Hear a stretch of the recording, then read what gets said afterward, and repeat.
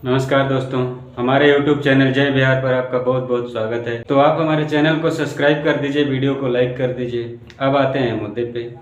स्वामी प्रसाद मौर्य राक्षसों की औलाद है। उन्होंने एक बार रामायण को जलवाया, अभी फिलहाल में बोला कि हिंदू धर्म नहीं धोखा है, कुछ लोगों का धंधा है। बार बार हिंदुओं को टारगेट करना, सनातन को टारगेट करना। तो स्वामी प्रसाद मौर्य राक्षसों की औलाद है। दरअसल हनुमान जी ने जब लंका जलाई तो उसमें कुछ राक्षस बच गए थे, ये उन्हीं की औलाद है। ये बात मैं नहीं कह रहा हूँ, लोग कह रहे हैं। एक क्लिप देख लीजिए। सबसे पहला जो सवाल है वो तो यही है कि अभी जो स्वामी प्रसाद मौर्य ने अभी नया ताज़ा बयान दिया है कि हिंदू धर्म नहीं धोखा है, इस पे क्या कहना? स्वामी प्रसाद मौर्य के लिए सिर्फ इतना ही कहना है कि अधजल गगरी छलकत जाए। जब हनुमान जी ने लंका जलाई थी उसके बाद जो कुछ राक्षस बचे थे ये उन्हीं की औलादें हैं जो बच गई हैं। और अब इनका जो अल्प ज्ञान है वो एकदम छलकता हुआ बाहर आ रहा। दिया बुझने से पहले से बहुत तेज फपकता है, उसी तरीके से ये फपक रहे हैं। क्योंकि ये भी जानना है कि इन्हें कोई पूछ नहीं रहा है, इनकी कहीं पूछ नहीं है, कोई इन्हें कुछ समझ नहीं रहा है। तो अपने आप को सिर्फ दिखाने के लिए कि हमें कोई देखे, हमें कोई पहचाने, हमें कोई जाने, इसलिए उल जुलूल अनाप शनाप बयान जो उनके मुँह में आ रहा है वो बक रहे हैं। और जो चीज़ें ये हिंदू धर्म के लिए कह रहे हैं, अगर इनमें हिम्मत है तो ये किसी दूसरे अन्य धर्म के लिए इसी प्रकार के शब्द बोल के दिखा दें, इनको समझ में आ जाएगा। ये अकबर, बाबर, औरंगजेब की आइडियोलॉजी चला रहा है। तो अकबर बाबर की नाजायज औलाद बनने की कोशिश कर रहा है, ये भी देख लीजिए।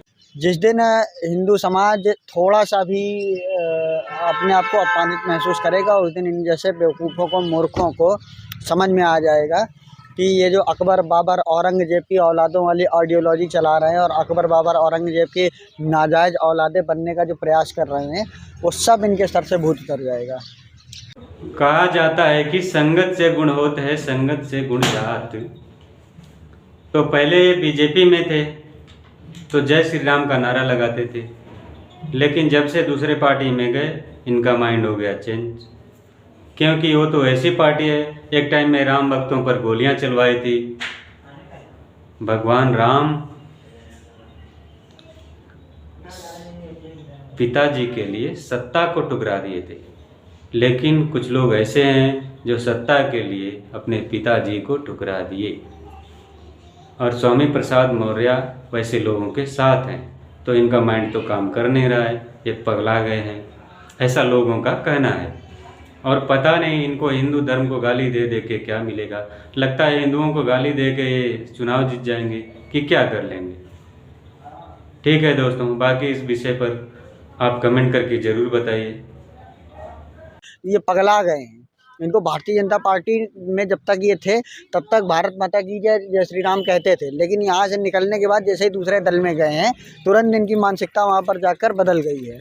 तो कहीं ना कहीं जिस आप माहौल में रह रहे हो उस माहौल और परिवेश का भी पता चलता है। और उसी माहौल और परिवेश के लोग जब ये कहते हैं कि हमें राम मंदिर में न्योता नहीं दिया गया, हमें राम मंदिर में बुलाया नहीं गया, तो हम इनसे पूछना चाहते हैं कि जब राम मंदिर का आंदोलन चल रहा था तब आप कहाँ थे? तब आप किसकी प्रतीक्षा कर रहे थे कि कौन हमें आंदोलन के लिए न्योता देगा? तब तो आप कार सेवा रुकवाने में लगे थे, तब आप परिक्रमा रुकवाने में लगे थे, तब आप राम भक्तों पर गोली चलवाने में लगे थे। और अभी भी इनके पास मौका है, अभी भी इनके पास मौका है कि कृष्ण जन्मभूमि का मामला एकदम सामने खड़ा हुआ है।